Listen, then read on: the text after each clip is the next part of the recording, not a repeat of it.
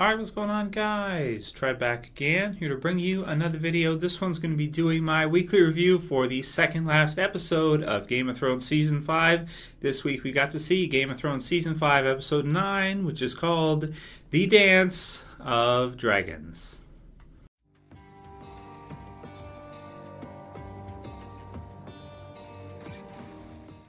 And we are doing another giveaway this week. To give away from the HBO store, we've got a vinyl figure, which is like a random, could be a bunch of different, characters. Don't know which one it actually is.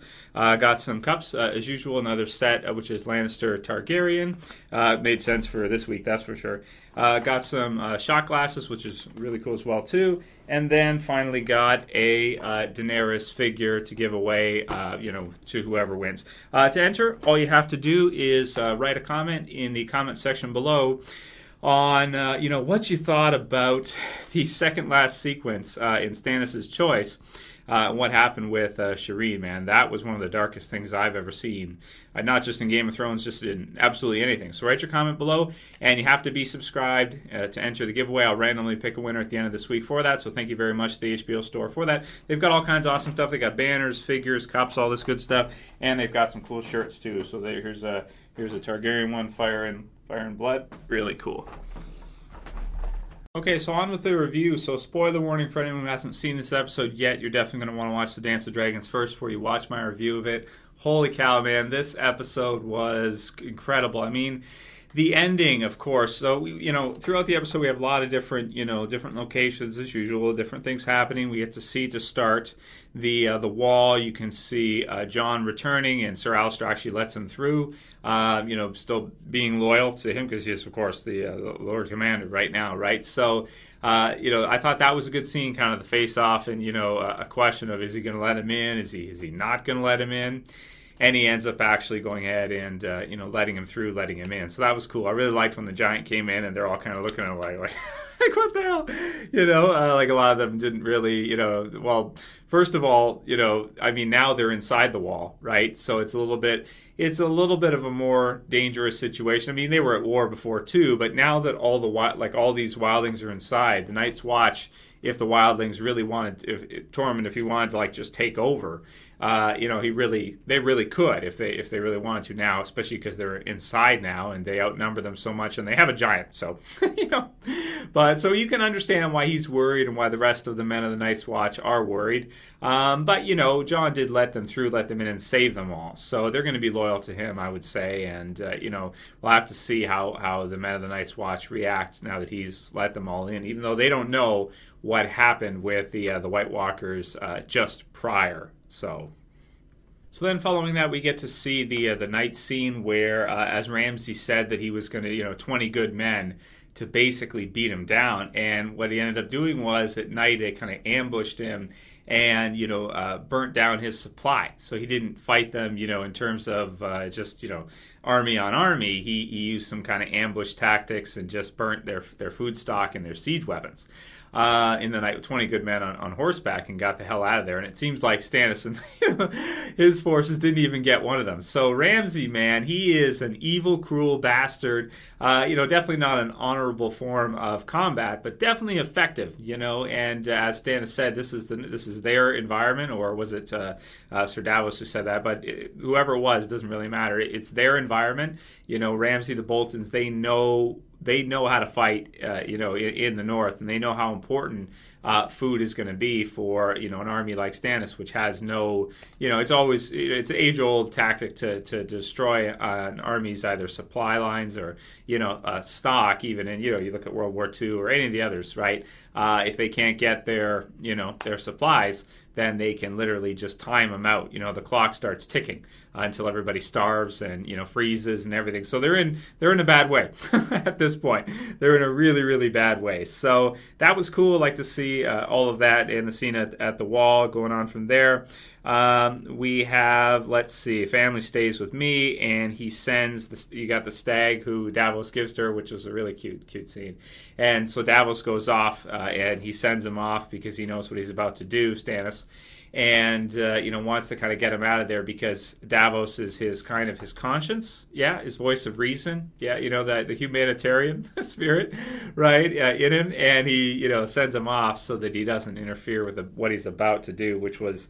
Well, okay, we'll get to that, section by section. So then we see the stuff with Jaime, and happy to hear that he's going to be sent back, and that Marcella's going to go, as well as their is it Trystane? Yeah, Trystane, for the small council and take Oberyn's place, since of course Oberyn was killed in the battle with the Mountain, which was maybe one of the highlights in all of Game of Thrones in terms of a fight. So then we have Bronn. It's funny when he walks out and he repeats to the girl what what she is, because she did, of course, save him, so that was funny, and the big guy punches him, so I like that. I'm just happy that Bronn's going to survive. I'm happy that Bronn is going to live, because he's just such a fun character to have around, and when Jaime started asking about it, I was like, yeah, good stuff, he's going to make it, so that's good.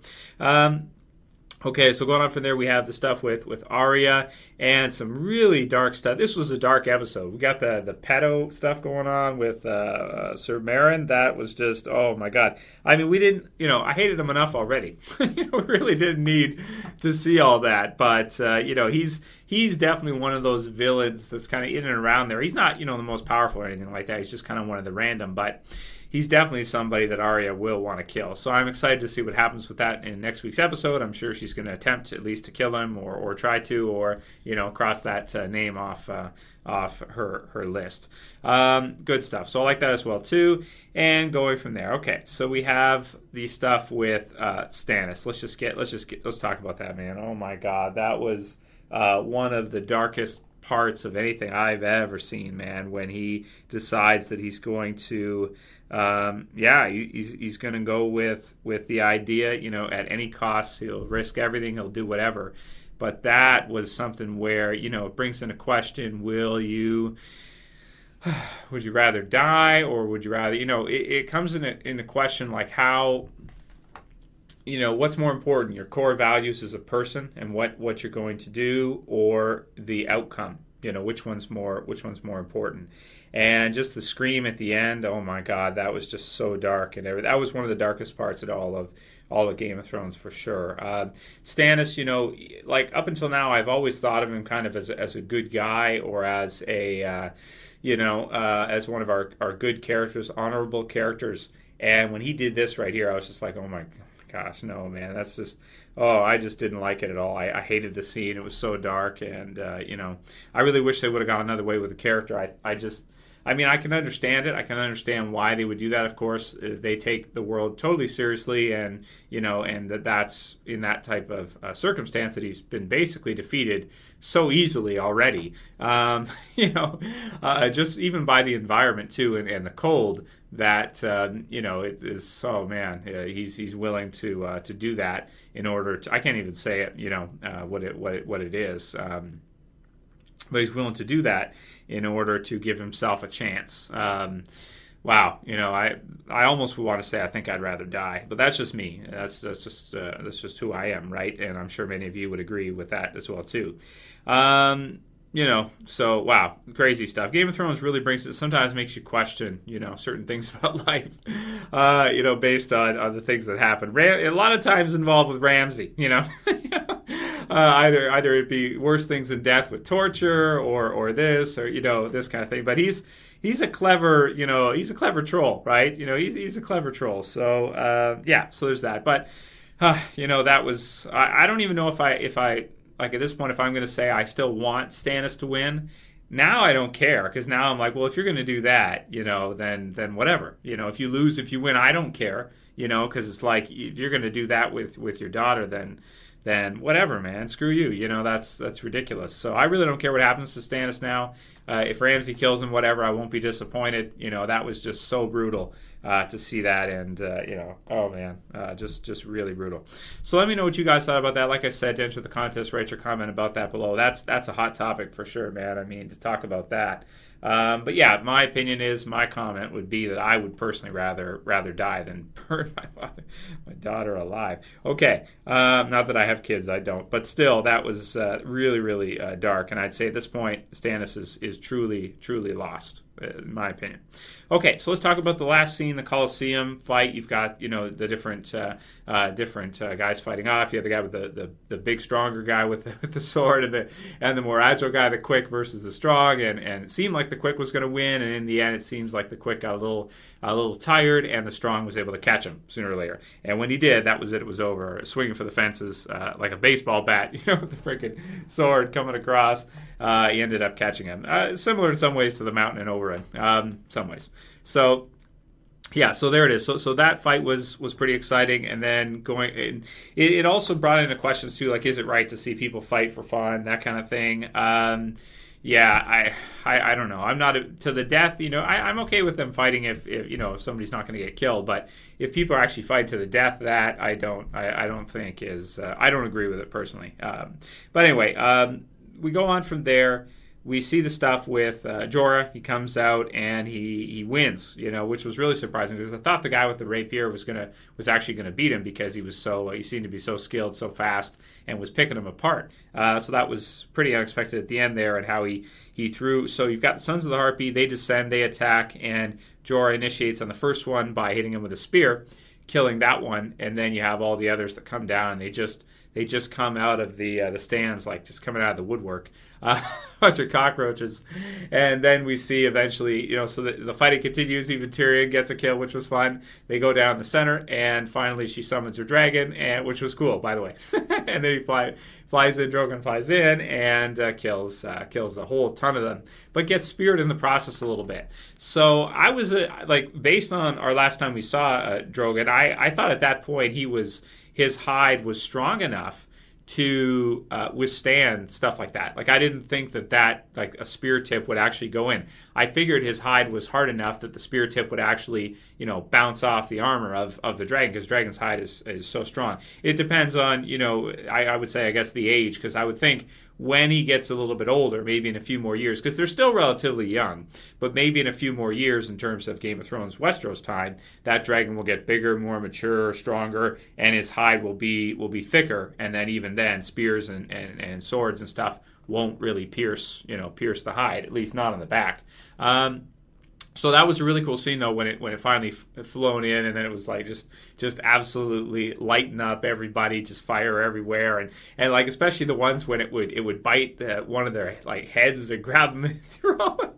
That was awesome, and just the whole fight scene was super exciting all the way through to the end. Really enjoyed it, really exciting, to the point when she finally gets on and she flies away to safety. Because really, it's all about her. Like, you got all these people protecting her, but if even one of the Sons of the Harpy can land a spear, or can get a dagger in there, somehow get through and hit her, that's it. It's over. It's done. Her whole cause is, everybody around her, all of their cause is lost, right? So she's really the queen, or the checkmate, king, so to speak, piece, if you're thinking like in terms of chess. So Drogon getting her out of there was really, really cool. I really like to see her fly on the back of him and everything like that, because this is the first time we've ever seen anything like that. She's never flown on the back of any of them yet, and she also hasn't really summoned one before, which was really cool too. So really excited to see what happens with that next. I hope we'll see her this season, at least for a bit, maybe at least one scene in the finale, episode 10. But really not sure at this point what we're going to see with the finale, because it's kind of more open-ended, whereas previous seasons you could kind of tell, what was going to come. This time it's harder to say. Are we going to see concentration on Cersei at King's Landing? Seems probable, seems likely, and maybe some of the others like the Wall, something happened there. And I hope we'll see Dany at least for a scene to see where she goes and see what happens with her, and when she's going to return. If she's going to return right away, or if it's going to be a little while, she's going to go off and then come back. It'd be interesting to see what happens. So in terms of the score, I'm going to give this one a 9 out of 10. I did really enjoy the episode, except for the Stannis part, because I feel like I really like Stannis at that point, like up till now. And when he chose to do this, it's like, I'm done with you, man. I'm not a fan anymore. I'm not. That's not right. No matter what, even if you're going to lose, die with honor, just lose. If you've lost, you've lost. that's it. Don't do stuff like that. Eddard would not do that. So anyway, let me know what you guys think about it, though. Write your comments below. Let me know what you thought about the dragon scene at the end, of course. Really exciting, some great stuff. So write your comments. And if you like this review, please thumb it up below. If you want to support the channel, please share it. You can share through to Facebook at the bottom. Favorite it. Also helps out the video as well. And if you're new, and you want to see more from me, you want to enter the giveaway, or you want to enter the giveaway next week in the finale, going to do a Khal Drogo figure then giveaway, just subscribe. That's all you got to do. Anyway, let me know what you guys think about all of that, and I'll call it here. That's it for this video, guys. I'll see you again real soon. As always, it's Trev, and I'm saying peace.